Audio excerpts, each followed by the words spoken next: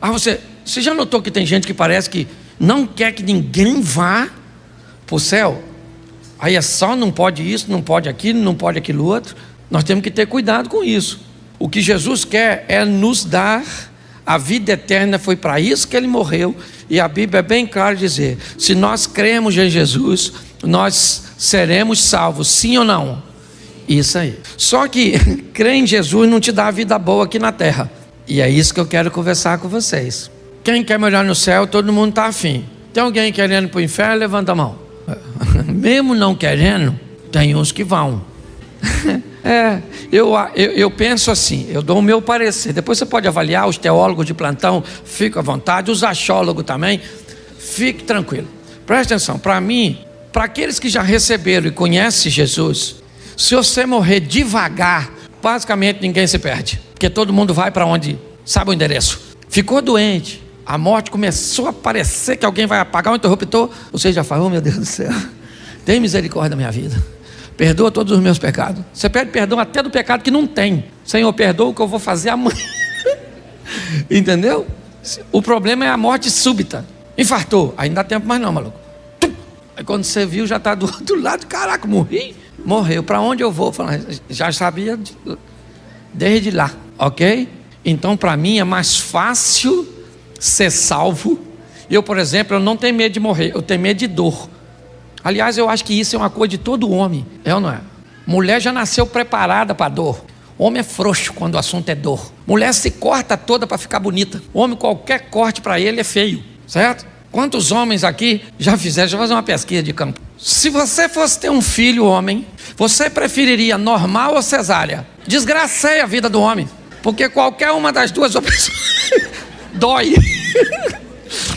Eu não é? Ele diz assim, eu preferia ser estéril. Era a preferência do homem.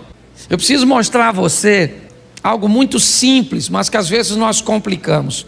Quando o assunto é vida eterna, é fácil. É crer em Cristo, ok? Temer a Deus e crer em Jesus Cristo nos dá direito à vida eterna. Porém, viver aqui na terra é mais complicado. Por quê? Porque nós vivemos debaixo de uma lei. A lei da semeadura. Se você gosta ou não dela, ela foi criada pelo soberano Deus. Então Ele estabeleceu, e se você concorda com ela ou não. Por favor, pecados podem ser perdoados e anulados pelo sangue de Jesus. Erros precisam ser colhidos por nós aqui na terra. Deus não está aqui para consertar seus erros. Não, Ele está para pagar seus pecados. Quando você comete um pecado, mesmo que seja um pecado e um erro, escute só, uma menina engravidou solteira, é pecado sim ou não? Sim ou não? Sim. É errado sim ou não? Sim. Jesus perdoa o pecado? E o erro? Não.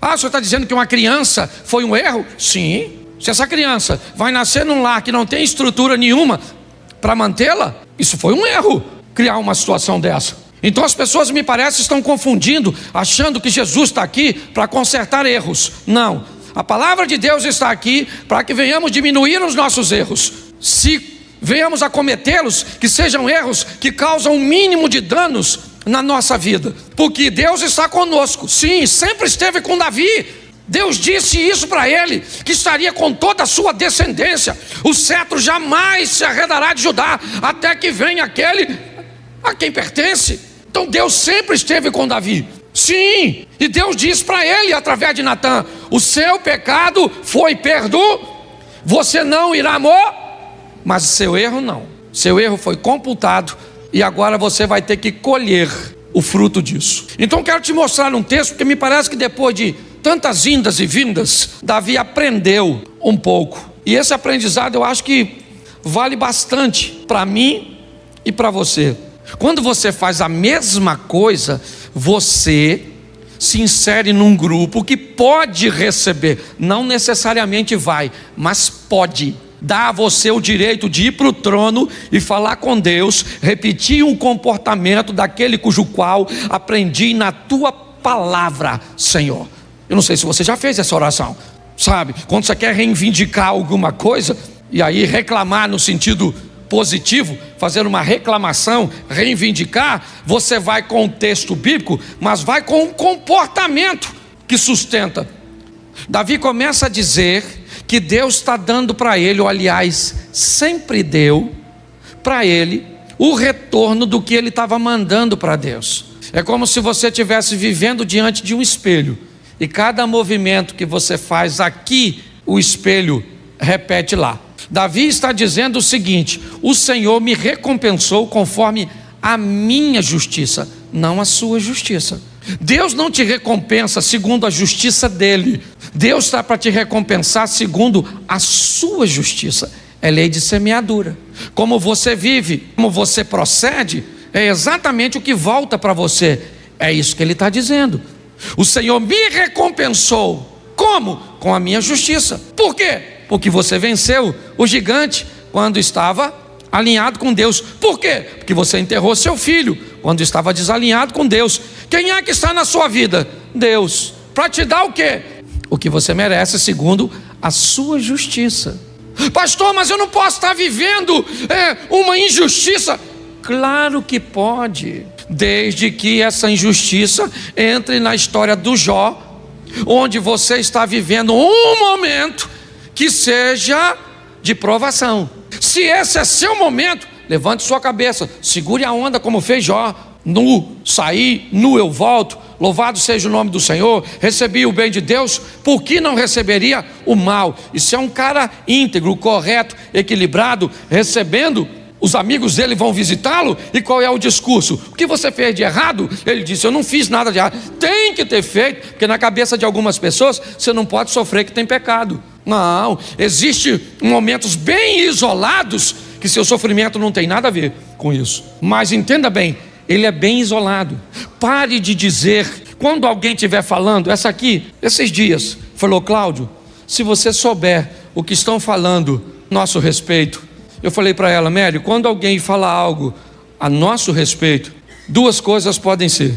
Primeiro, pode ser verdade. E se pessoas falam verdade a nosso respeito, isso significa que nós precisamos mudar a nossa postura e corrigirmos a nossa rota. Segundo, pessoas podem estar falando mentira a nosso respeito. Então vamos descobrir o que elas estão falando. Se for verdade, a gente corrige. Se for mentira, é a única forma que a pessoa tem de falar mal a nosso respeito. Quando alguém fala mal de mim e é em verdade, eu não tenho o que fazer. O que eu posso fazer? A melhor maneira é você viver de uma forma tão honesta que o único jeito que alguém tenha para falar mal a seu respeito seja com mentiras. Não tem jeito. Ah, mas vai se ver com Deus. Não vai não, filho. Não vai não. Para se ver com Deus, tem que falar com você mal de você injustamente. Mas se você estiver fazendo, vão falar e vão falar e vão falar. Entendeu? Por quê? Porque você está dando motivo. Se nós entendermos isso, talvez vamos lidar melhor com o nosso posicionamento. É assim que funciona. Eu preguei esse dia sobre Jacó e Esaú, lembra? Jacó trai o irmão e não resolve o problema e viaja. Quando ele chega lá, Esaú não está lá para se vingar. Mas quem é que está lá? A traição. Então a traição pulou do Esaú para o Labão. Então Jacó traiu Esaú e Labão traiu Jacó, porque o futuro está lá te aguardando. É assim que funciona. Nem sempre ele vai vir na mesma pessoa, ou nem sempre ele vai vir na mesma moeda, mas é a vida. É assim que funciona. O texto, ele está ali, ó. Por quê? Por quê? Ele tá, olha lá, olha o porquezinho lá, ó. Deu para notar que já é uma respostazinha? Vamos lá. Porque guardei os caminhos do Senhor e não me apartei impiamente do meu Deus. Por isso que eu estou vivendo tudo que eu estou vivendo. É Davi. Olha o que ele diz no 23. Porque todos os seus juízes estavam diante de mim. Não tinha juiz nenhum diante de Davi. Que juiz que estava lá? Samuel estava lá, é isso? Todos os juízes estavam lá? Não, o que ele está falando foi do que ele aprendeu, o certo. O que ele diz, o certo está sempre diante de mim. Quando eu faço alguma coisa que é errada, eu tenho um juiz, que são os estatutos, para eu não me desviar dele, que é aquela mãozinha do Espírito Santo narrada por o profeta Isaías. Então ouvirei uma voz que dirá por trás de mim: este é o caminho, andai nele, não se desviai nem para a direita e nem para a esquerda. É Deus o tempo inteiro buscando corrigir nossa rota.